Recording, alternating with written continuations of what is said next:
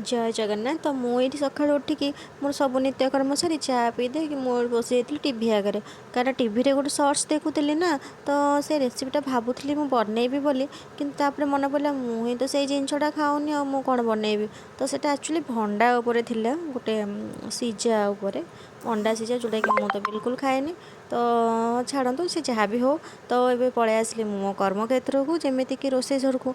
तो आसिक बाबा जेहेतु आसी चा बनी देती। तो आज टिफिन होता रोज कौन तो होता चूड़ा सतुला चकुली होता। तो तापर ये लंच पे प्रिपेयर होता शाग भाजी थी शाग भाजी की आज गोटे स्पेशल आइटम होता जोटा कि घांट।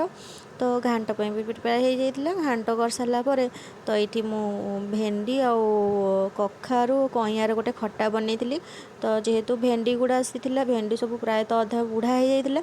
तो सेटा तो भजा हेले भल लगे तो ताकू कईया देकी कखारू देकी खट्टा बनई देती गुड़ देकी। तो आपण मन घर जब भेंडी एमती बुढ़ा होता आप खट्टा बनई दे बहुत ही भल लगे खाइबा। तो ये शाग होता शाग तो आम जातीय खाद्य जोटा कि सबुदिन हुए आज भी होता। तो ता सहित घांट भी रेडी हो जाता। तो आज दिन एमती किसी रोचे। जय जगन्नाथ।